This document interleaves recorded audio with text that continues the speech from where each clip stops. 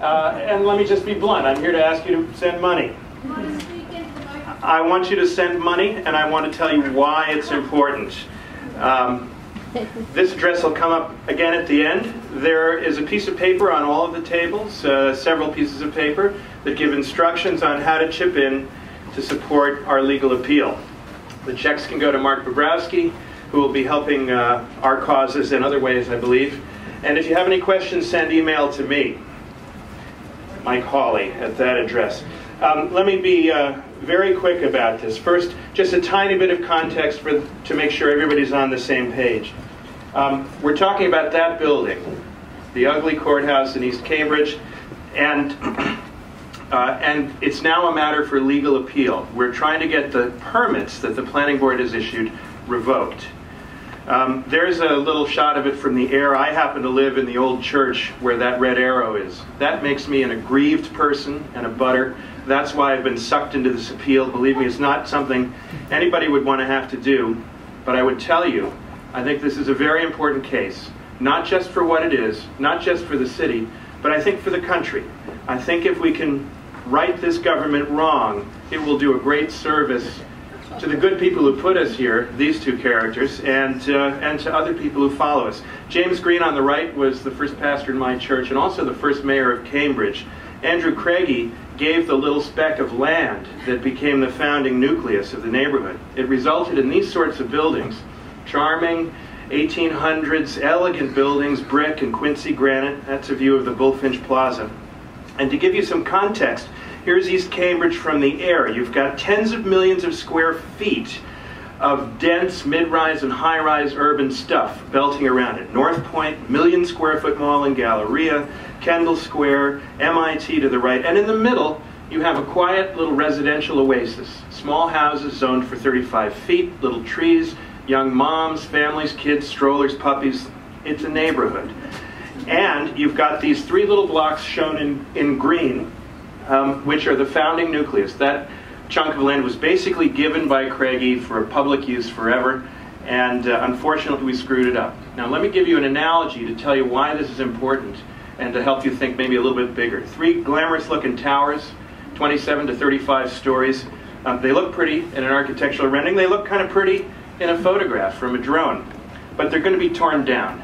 It's more than $500 million of construction, probably $1 billion of real estate. It's going away. And the reason it's going away is because that's where it is. Those towers loom over the historic city of Istanbul. It's a World Heritage Site. There's the Blue Mosque, the Hagia Sophia, the Topkapi Palace. Those fuckers do not belong there.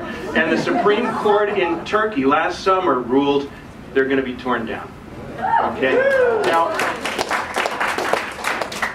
if an enlightened city like Istanbul can succeed in tearing down three brand new towers valued at $1.5 billion, I'd like to think we can get rid of this mistake.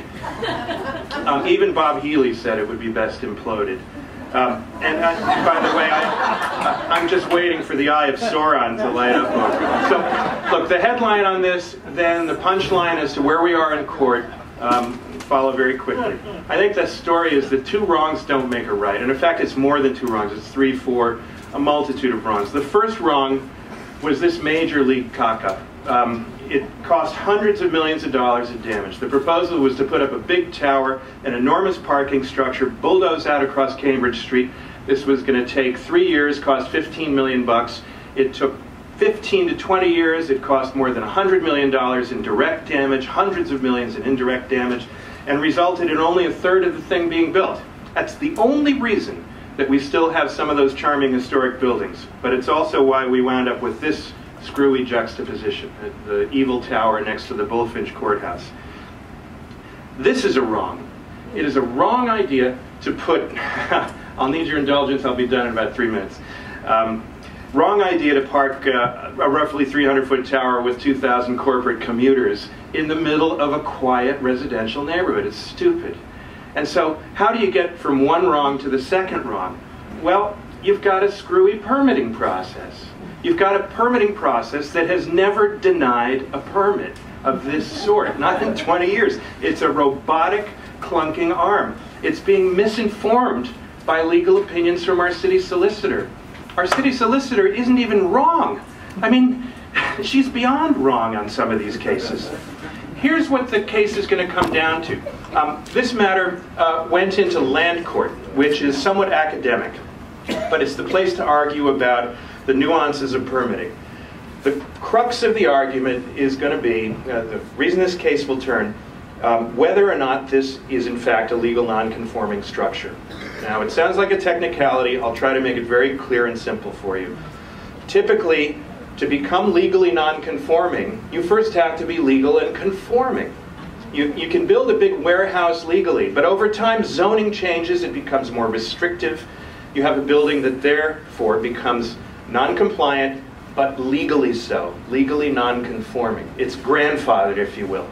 And for that you get special permits to renovate some big old hulking warehouse and turn it into lofts and so forth. This building was never conforming. It was built under government immunity, which is like wearing a bulletproof vest. What that means is not that the law changes, it just means you cannot apply the law. The law goes into hibernation for a while. In particular, the building was built without public notice, without public permits, without building permits. It was built without adhering to fire code. It was built because the government is supreme, and it was most importantly built to 4 times what zoning, even in 1965, would have allowed. That prompted the chairman of the planning board in July to say, I'm not quoting exactly, but I'll give you the gist. He said, what's happening now is bad planning.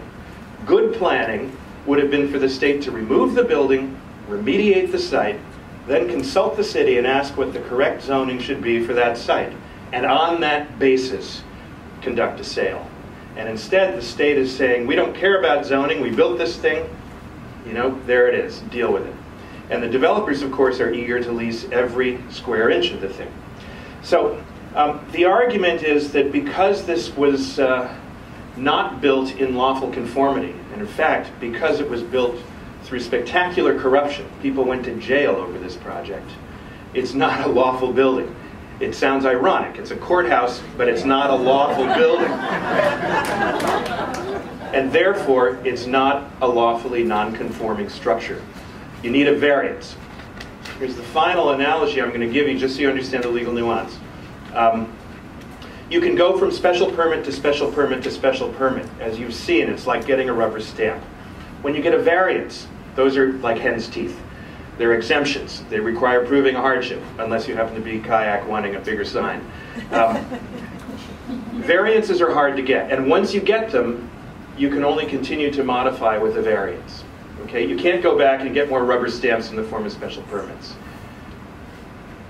In this case, immunity served as a de facto variance. It was a variance that nobody had to ask for. And to put it another way, a private company could have built that horrible building in the 1960s with a humdinger of a variance. And if that had been done, you'd have the same structure, but you could not now modify it with a special permit. So that's what the case turns on. What's happening is there are 5 plaintiffs. There were 2 appeals filed. They include Graham Gund, who's a wonderful architect. He has his practice in the Bullfinch building. Myself and Roger Summons, we live in the old church across the street. Maria Sicoccio, who's right here. Her family has lived here for roughly 100 years. And attorney Dan Hill, whose offices are in the Bullfinch building as well. He is a practicing attorney in the area of abutters' rights. And the judge has requested summary proceedings in mid-March. So the 2 sides are going to file legal briefs, and it's simply about this nonconformity question. There's to be a summary judgment hearing on April 7th. If I got the date right, John Hawkinson would know. It's on 7th or the 8th? I think it's April 7th. I don't want to be a day late. Email me. If the judge rules that this is not a legally non-conforming building, we run naked through the streets, because that basically rejects the permits. April 7th, thank you, Joe. That basically means we win, the developer loses, the city and the state lose, and it's back to the drawing boards. If the judge rules the other way, I think that'd be unfortunate. That means the case then goes to trial. It takes several years, and we need everybody's contributions. So there's my final appeal. I'm told to stop. I know we're at the end of the day. If anybody has a question or two, I'm not sure what your process is. Happy to take it, but But thank you very much for your indulgence. And I hope, by the way, you know, I guess I'd finish by saying, I think this is important, as I said at the beginning, not just for us, not just for the city, but for the country. There are mistakes like this everywhere, but it's very rare that people have a chance to undo them, to fix them. I think we have that chance. It's not just a once-in-a-lifetime chance. It's a once-and-forever chance, and I'm emotional about that because it was Seth Teller who fought hard about this and gave us that line. It's a once-and-forever chance. It's important, and I hope you'll tell everybody you know to pitch in and at least be aware of it, because this is your battering ram. If we can't win this case, if we can't begin to fix this problem, I don't have much confidence that we can do very well on our other fronts. So thank you again.